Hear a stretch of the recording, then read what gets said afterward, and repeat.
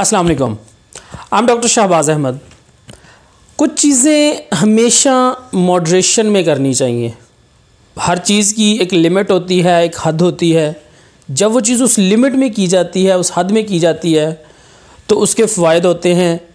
और जब आप उस लिमिट को क्रॉस करते हैं तो कोई भी चीज़ जो है वो उसमें नुकसानदेह होने की या आपको नुकसान पहुंचाने की टेंडेंसी मौजूद होती है। हम आजकल जो भी वीडियो खोलो, कभी समोसे के बारे में बात की जा रही है कि समोसा सेहत के लिए कितना नुकसानदेह है, उसके बारे में ट्रेंड चलाए जा रहे हैं। कभी चाय को पकड़ लिया जाता है, कभी पिज़्ज़ा को पकड़ लिया जाता है, कभी कोई ख़ुराक की किस्म को जो है ना वो पकड़ के उसके बारे में या उसको गंदा और उसको ख़राब कहना शुरू कर दिया जाता है। तो बात ये है कि जब आप कोई भी ख़ुराक है, समोसा पिज़्ज़ा को छोड़ दें, आप इवन रोटी ले लें। रोटी तो पूरी दुनिया तो नहीं, लेकिन हमारे सब कॉन्टिनेंट में रोटी खाई जाती है, यूजुअली चावल खाए जाते हैं।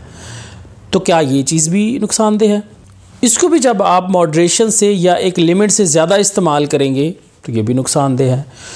तो यहाँ बात करने का मकसद ये है कि समोसा नुकसानदेह नहीं है, चाय नुकसानदेह नहीं है, पिज़्ज़ा नुकसानदेह नहीं है, लेकिन जब आप इसकी लिमिट से एक्सीड करते हैं इसको, यानी अगर आप डेली पिज़्ज़ा खाना शुरू कर दें 2 टाइम या 3 टाइम, वो नुकसानदेह है। लेकिन अगर आप हफ्ते में 1 आध दफ़ा खाते हैं तो इट्स नो बिग डील।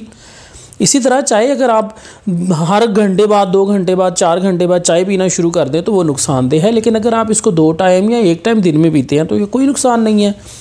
और जो डॉक्टर साहब या कोई भी डॉक्टर अगर ये बात कर रहा है कि जी चाय नुकसानदेह है, या तो ज़रा उनकी खुद की रूटीन देखें। चाय के बगैर मुझे नहीं लगता कि कोई भी डॉक्टर, यानी 90% ऑफ द डॉक्टर्स जो हैं वो चाय पीते हैं। मैं भी पीता हूँ, लेकिन एक मुनासिब मिकदार में। तो यहाँ पे किसी भी खुराक, यानी जो भी अब आप खुराक है ना, उसमें सब में न्यूट्रिएंट्स होते हैं। चाय में क्या है? दूध है।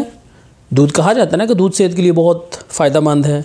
उसमें पत्ती है, पत्ती के अंदर, जैसे सर्दियों का मौसम है, थियोफाइलिन होती है। थियोफाइलिन क्या करती है कि आपकी जो लंग्स होते हैं उसकी नालियों को खोलती है।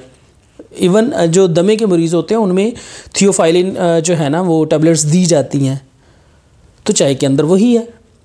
तो अगर सर्दियों में आप चाय पी रहे हैं, दिन में 1-2 दफ़ा पी रहे हैं, तो ये कोई सेहत के लिए नुकसानदेह नहीं हो सकती, ठीक है। लेकिन जो मैदे के मरीज़ होते हैं जिनमें जलन वगैरह का एलिमेंट रहता है, वो खाना खाने के बाद चाय पी सकते हैं। इसी तरह अगर आप बात कर लें समोसा की, तो समोसा में क्या है? आलू है जिसमें कार्बोहाइड्रेट्स या स्टार्च होते हैं। इसके अलावा उसमें क्या है? मैदा है, यानी वो भी रोटी भी आप बना के खाते ही हैं ना। इसके अलावा ऑयल है, ठीक है, और कुछ मसाले होते हैं। तो उसको भी अगर आप एक कम्बिनेशन करके उसको खा रहे हैं तो उसमें क्या मसला है? आप उसको मुनासिब मिकदार में खा सकते हैं। ये भी नहीं है कि आप डेली 2-2, 3-3 समोसे जो है वो खाना शुरू कर दें। आप हफ्ते में 1-2 दफ़ा अगर कोई समोसा खा लेते हैं तो उसमें कोई हर्ज नहीं है, कोई मुज़ायका नहीं है। तो मेजर जो टेक होम मैसेज है, कोई भी खुराक नुकसानदेह नहीं होती जब तक आप उसकी लिमिट के अंदर रह के उसको इस्तेमाल करते हैं, उसको मॉडरेशन में इस्तेमाल करते हैं, तो उसमें किसी किस्म का कोई नुकसान नहीं होता। Thank you so much.